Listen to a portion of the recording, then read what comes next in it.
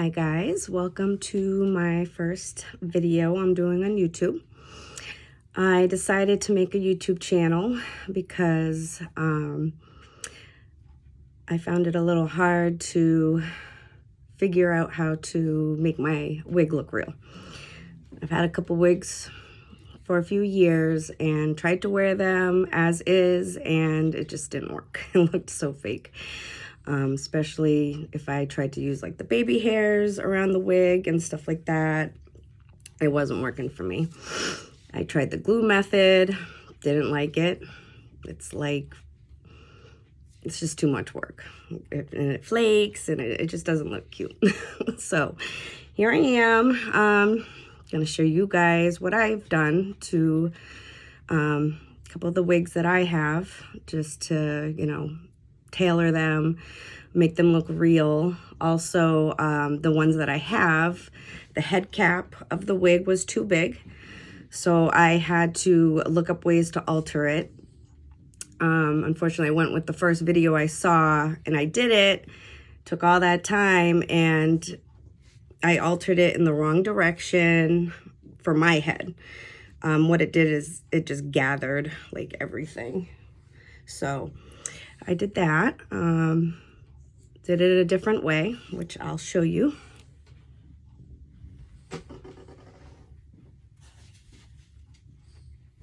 And so this is the wig I'm gonna be putting on today. And just showing you my little tricks of the trade that I've learned myself, just so it looks good and real. So what I want to show you is I added a strap, which makes it glueless, so you don't have to glue it. It's tight, everything. So I added a strap in there. Luckily I had this material already in my stuff, but if you can see the inside of the wig, okay, the video I was watching to make this wig smaller, they said to stitch these together, which I did this way. Then unfortunately it made the sides really bulky and it bulked out, so I didn't like that. So I had to unstitch it, restitch it this way. So I said, oh, okay, there's already a little stitching this way, so I just did a little more, which helped a lot. The wig is still a little bulky, I'm not gonna lie, because it's not my head size. I'm a 20.5 inch, and the average wigs that you buy always come about 22.5. And then they say, oh, it's adjustable and this and that, However, what they don't tell you is that when you adjust these bottom straps here, it makes the back of your wig bulk out, right? Which is why I had to tailor the actual cap, because the bulkiness was too much. Another thing a lot of women like myself have run into, you want that thick, full hair, right? So you get a nice density. You put the wig on as is, and it's just too thick. It's too thick and bulky, and it doesn't look real. So for me, what I had to do with this is a 22-inch wig, all real hair. I put it on my little wig stand, which is something you definitely want to, have when you're investing in wigs and stuff, and if you need to tailor them yourself. So I thinned it out. I got some thinning shears on Amazon, thinned the wig out. I added some layers. I'm not a hairdresser, but I have pretty knowledgeable about just throwing in some layers. It's not that hard. Plus, you can also find videos on that on YouTube. So I did that. Another thing is too, that makes wigs look fake, is seeing the knots in the front. I've cut the lace on this already to conform to my head, but usually it comes this far out, and then you conform it to your forehead and cut as is. Some people like all the baby hairs that they give you. I personally don't. I like to use my own baby hairs just to make it a little bit more like natural looking.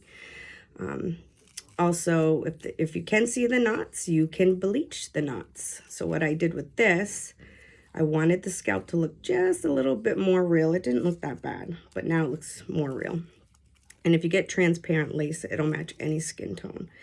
So what I did was I just bleached the lace carefully, let that stay on for like 40 minutes, rinsed and washed it out, and now it looks a little bit better as far as the skin and everything goes. Okay, I'll lay this down right here. So I'm going to show you my little process of putting the wig on and just using my own baby hairs to make it look real. So I'm going to show you my nasty hair. A little background. I went blonde myself and burnt my hair. I accidentally put one of these clips in it, which, dummy me, has metal in it. So it started burning the top of my head. And needless to say, my hair was probably about down to here when I started. And this is what I have. Like, it's just breaking. It's disgusting. And I don't want to walk around like that. Another thing is wigs. You can change your color of your hair. You know, it's what do we pay? Like a couple $100 at the salon just to color our hair and everything.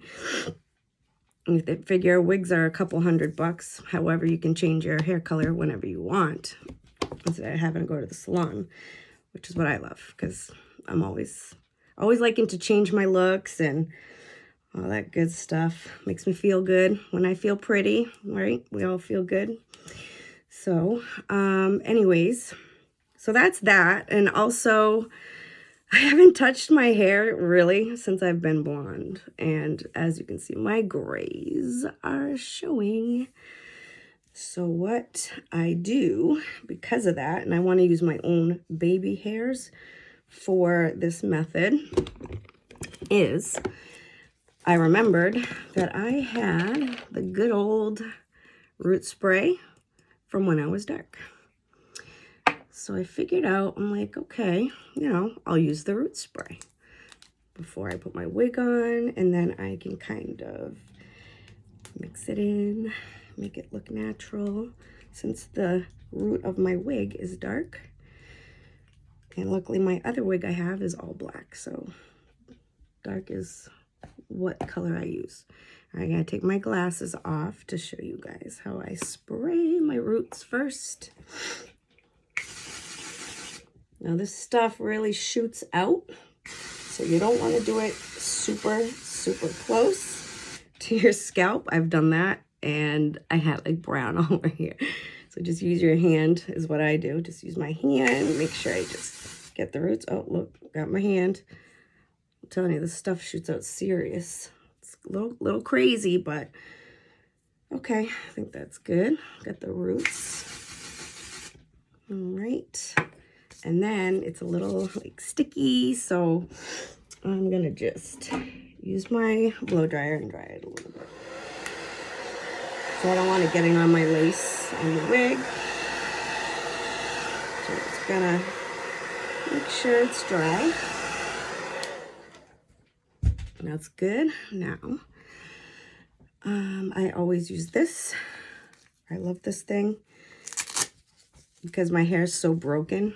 I don't really like to put the clips in my hair because it pulls on it and breaks it more.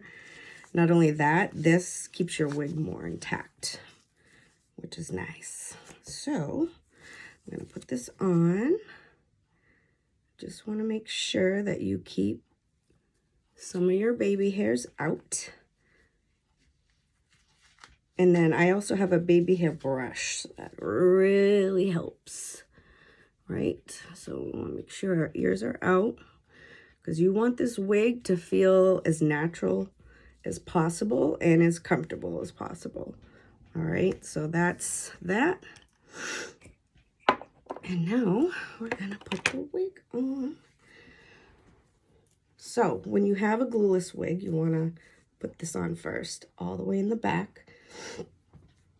And then it comes with these clips. This bottom clip is you're gonna clip it to the bottom of this, okay? The side one, same thing, side and side. That way you don't break your hair like I did. I actually, to make it more secure, put like, I couldn't braid my own hair, like French braid it, so I did the little ponytail thingies, and then I wore the wig all day, and it broke my hair more, so I was like, ugh, no more of that. But it's not really necessary. I mean, if you got good hair and you want to braid it to make it more secure, go for it. It's not going to hurt. It's only going to help. All right, so I'm going to put this on the back like that. And then I just take that bottom piece with the comb, gently pull the hair back. You just got to line the scalp like that. Make sure you see some of your baby hairs. All right, and then that's it, pretty much. I like doing this because it looks natural. Looks like your natural hair. And then, you know, if you want to make it just a little bit more natural, I'm just going to use my, like, baby hair brush. And by the way, you can use mousse if you want that little moussey look and your little swirls and stuff like that. I don't like too much of that, but a little bit's super cute, right? I think it looks good. And do a little bit of these hairs. You want to just mix them in with this. Another thing too with these wigs, when they're really thick and you don't thin it out, this top is bulky. So I got myself a hot hair comb. You could do some hair wax and just wax it right here. And it kind of just flattens it out a little bit. All right, so now I'm going to do this side.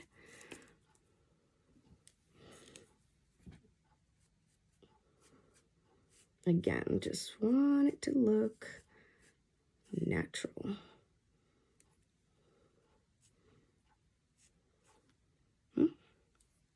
That way, if you like flip your hair, it still looks like it's yours. And that is, I mean, this wig still has a ton of hair. It really does. I usually curl it, but I put some layers, and I just kind of wanted like a wave, which is what it looks like now. But that is it. So that's pretty much my tricks. And that's, again, if you get like a wig that's too bulky, too much hair. They do advertise a lot when you're buying a wig of the baby hairs, and I don't know if that deters anybody from buying it, because some of us just don't do all that baby hair. You can just push it up. When you get the wig, you put it on your stand and just brush it back, use a little mousse, and that's it. You can still use your own baby hairs. And if you have gray hair like me and you're doing a wig with, a dark base, that root spray works perfect. So I hope, you liked my video. And look, I feel much better about myself already. Did my makeup. Now I got my hair in. So thank you for watching, and more to come for sure.